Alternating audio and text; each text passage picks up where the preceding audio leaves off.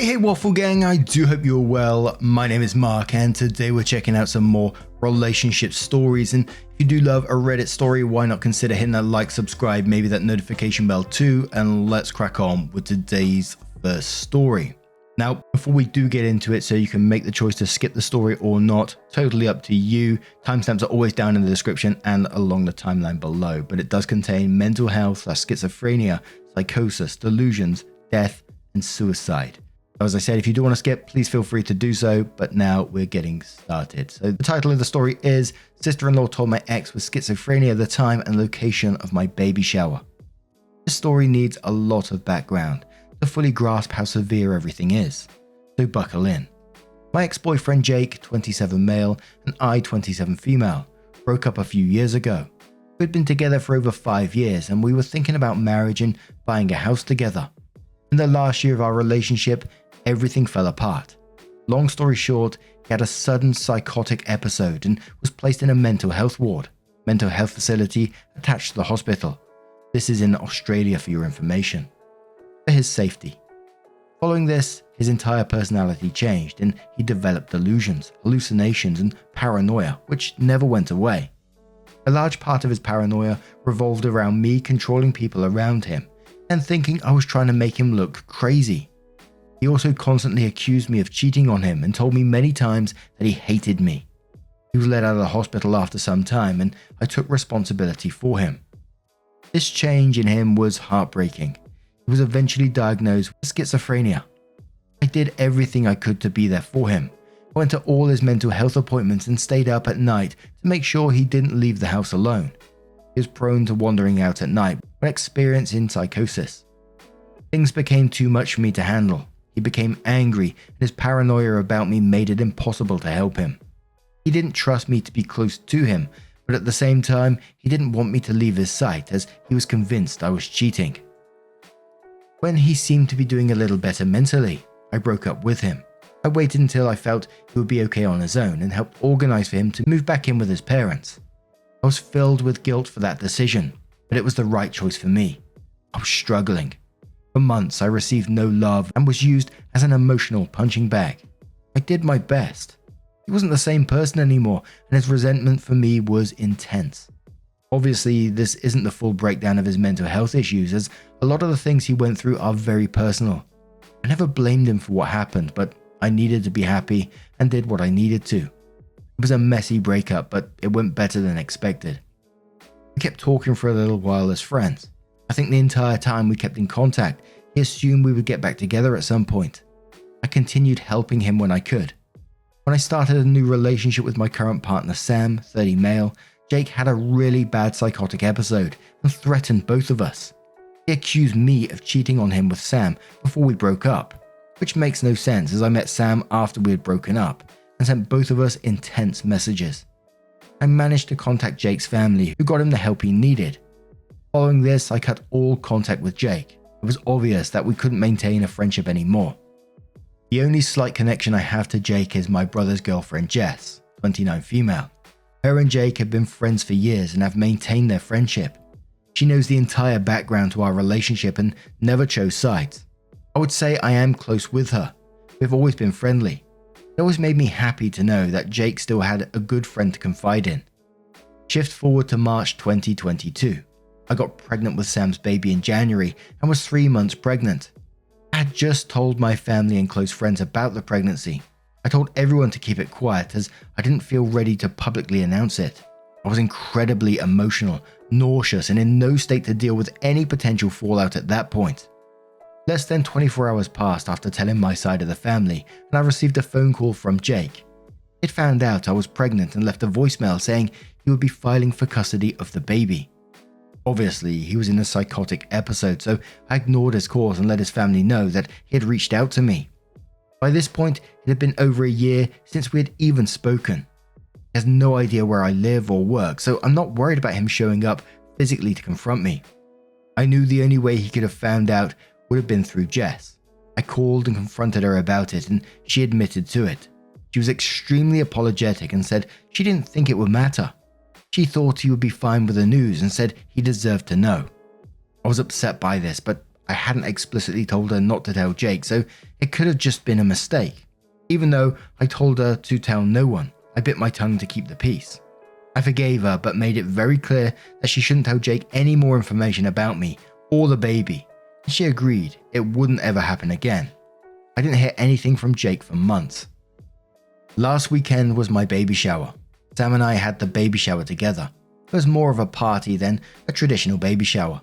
We hired a function room at a bar and invited 80 people to come celebrate. We were all having a great time until I saw Jake standing at the bar, looking around. I managed to slip away without him seeing me and grabbed security to get him escorted out.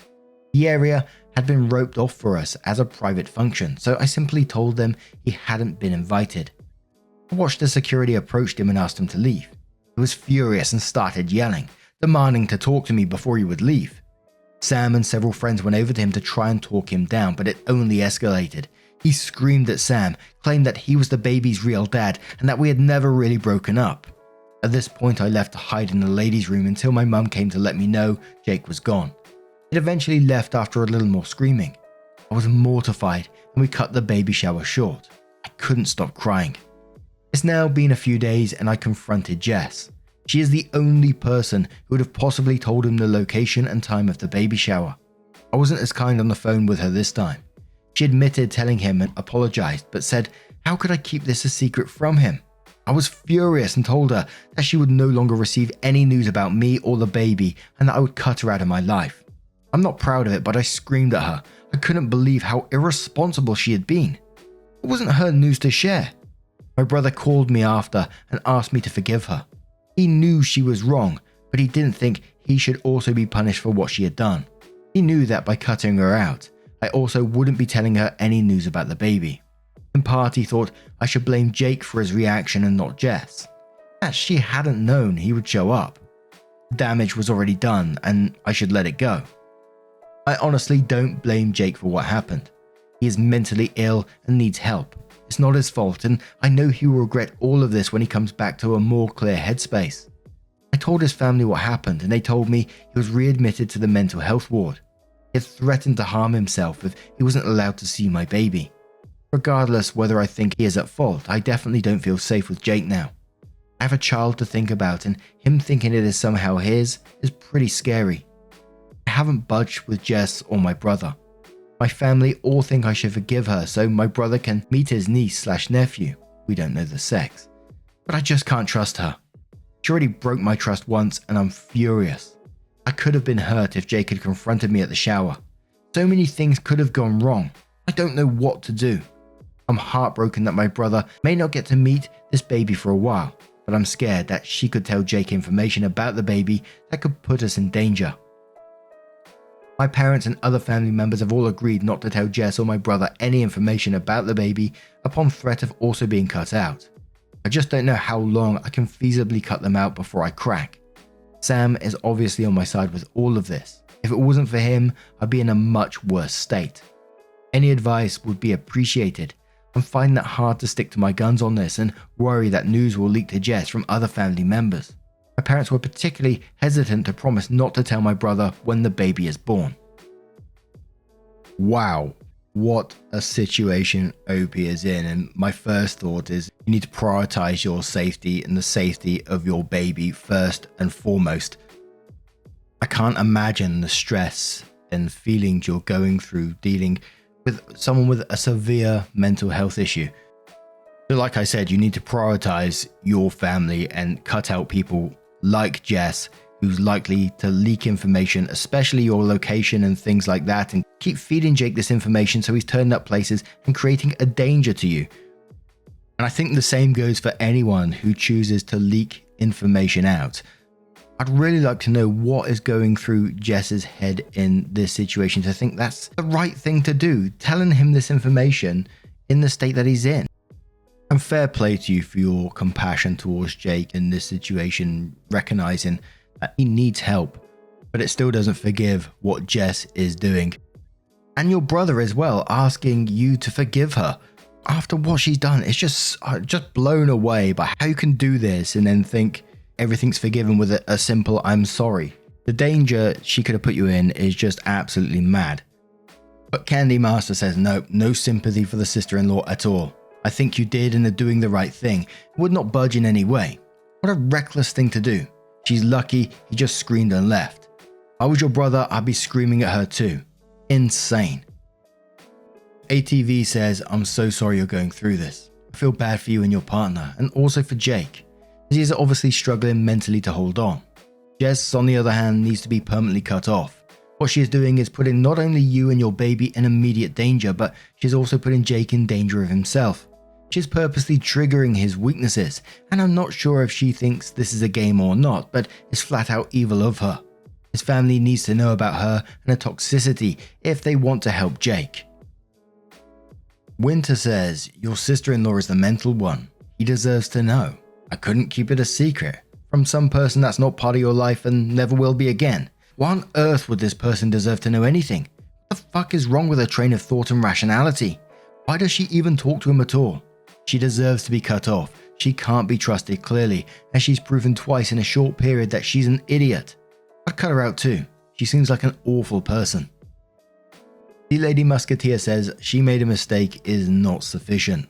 Why does she think it was information he was owed? It has caused him distress, and he caused you distress. There was literally no positive outcome. So why did she do so? An apology isn't sufficient. You need the actual truth of why she did this. Does she believe you cheated? Does she think that you lied about Jake's illness?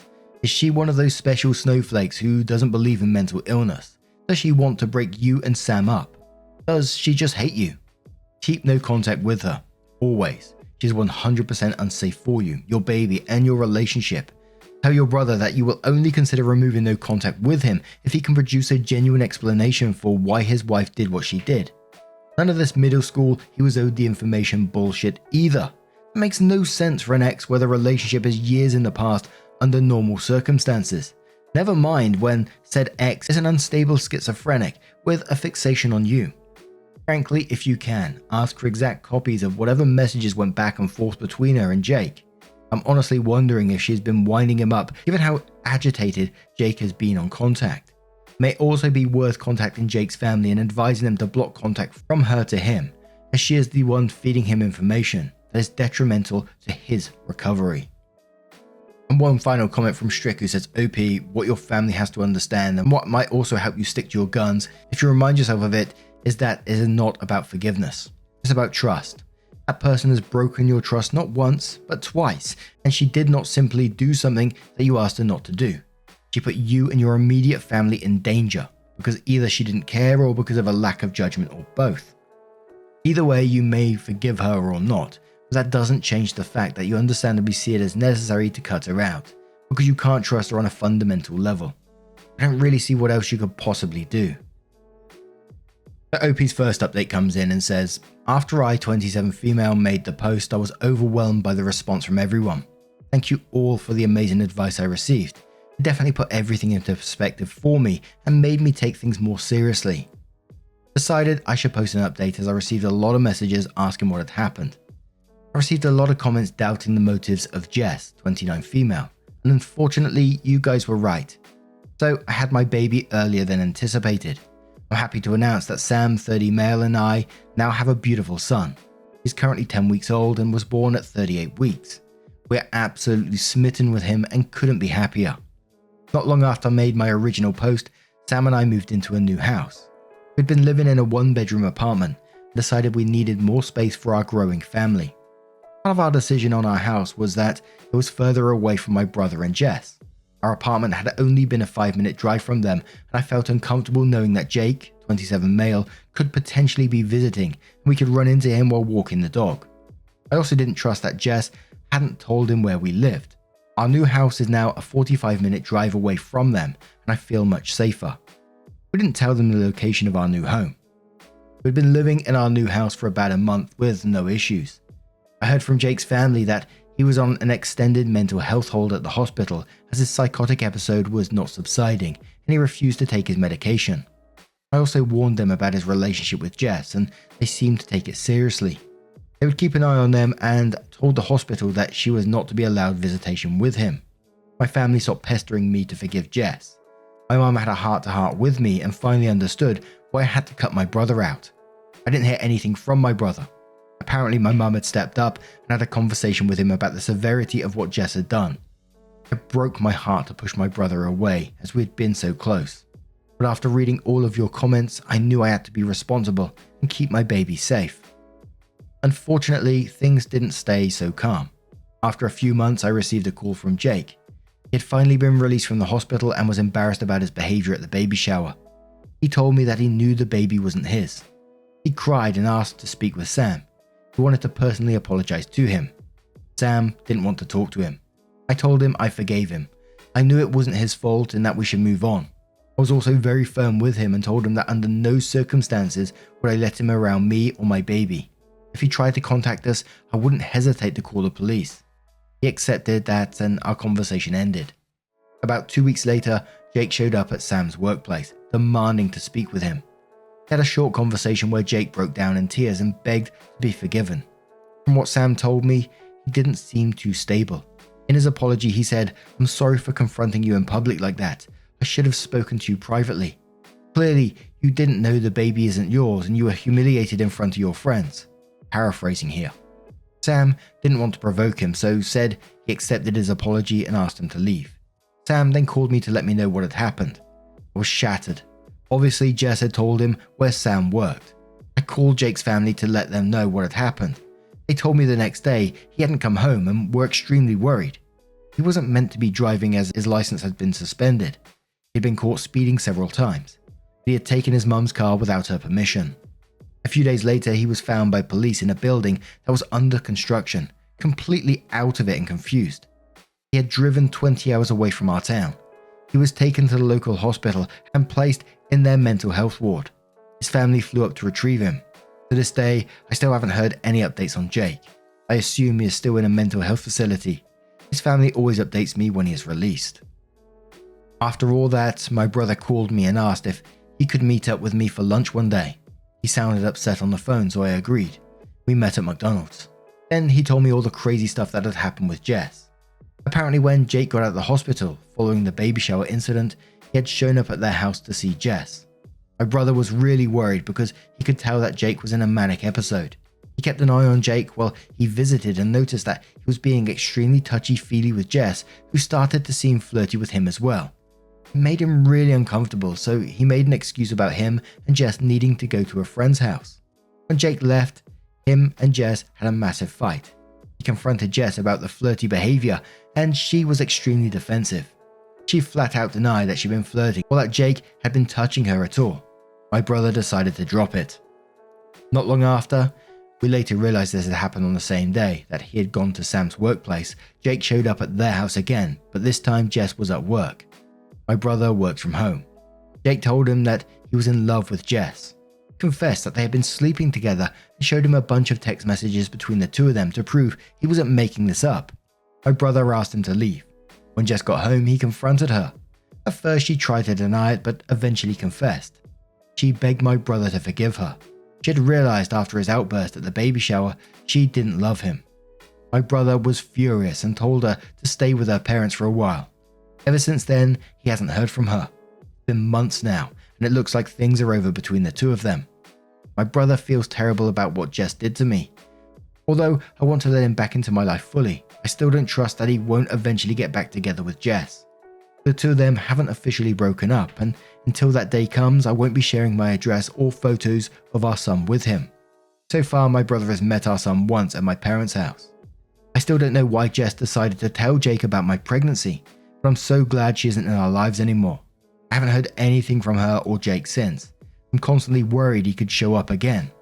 I've developed some strange OCD behaviors after it all, needing to check that all our doors are locked 5 times and touching all the windows in our house before I can go to sleep. Other than that, things have been peaceful so far, and Sam and I have been able to enjoy our new life as parents.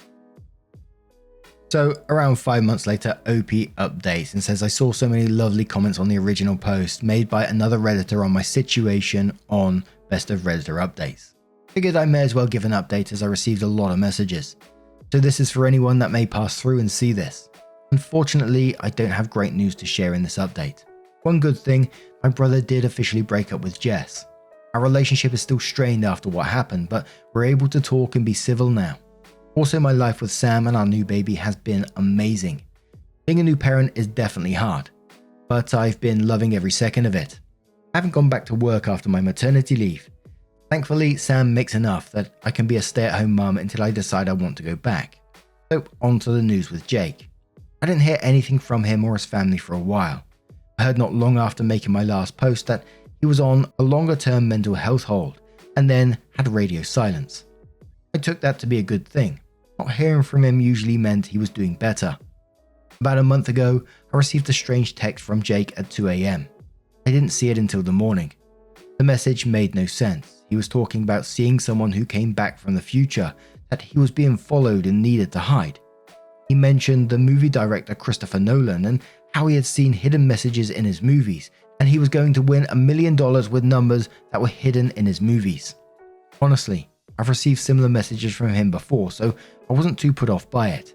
I took a screenshot of the message and sent it to his sister, so she knew he had contacted me. Then I kind of forgot about it. His sister didn't get back to me though, which I did find a bit strange. She normally messaged me back pretty quickly. 2 days later, his sister called me. She was crying on the phone and asked me if I'd received any other contact from Jake that night. I told her no. She explained to me that Jake had passed away from suicide that night. Only hours after he sent me that message. He'd apparently sent the same message to about 20 people in his contact list. I don't know all of the details, but apparently that night he had managed to steal his mum's car again. She had been hiding her keys from him, but after ransacking the house he had found them. He went on a drive around the city. No one really knows the details of what he was thinking, but he rammed into another car and pushed them off the road. They slammed into a tree.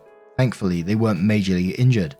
I later found out it was a young 17-year-old couple in a car. It was a hit and run. He apparently sped up behind them on a quiet road, hit them from the back and sped off. It was all caught on a dash camera. With the timeline we have, it seems about he sent his messages to everyone only 15 minutes after the accident. About 3 hours later, he had passed away. I won't be sharing the details of that. His funeral happened and I decided not to go. With my complicated relationship with Jake, it just didn't feel right to me. One weird thing, Jess went to the funeral. I only know because she took a selfie crying at the funeral and posted it on Instagram with a caption preaching that we need to do more about mental health and supporting people. I was disgusted. It was incredibly hard to hear what had happened. I'm still processing it all. I feel guilty to admit this, but I also feel a sense of relief that my family doesn't need to be worried anymore. I do miss him though. I think I already grieved him when he changed in our relationship. It's hard to know he's physically gone. I can't even imagine what his family must be feeling. It's difficult for everyone involved. I'm so sad that it came to this.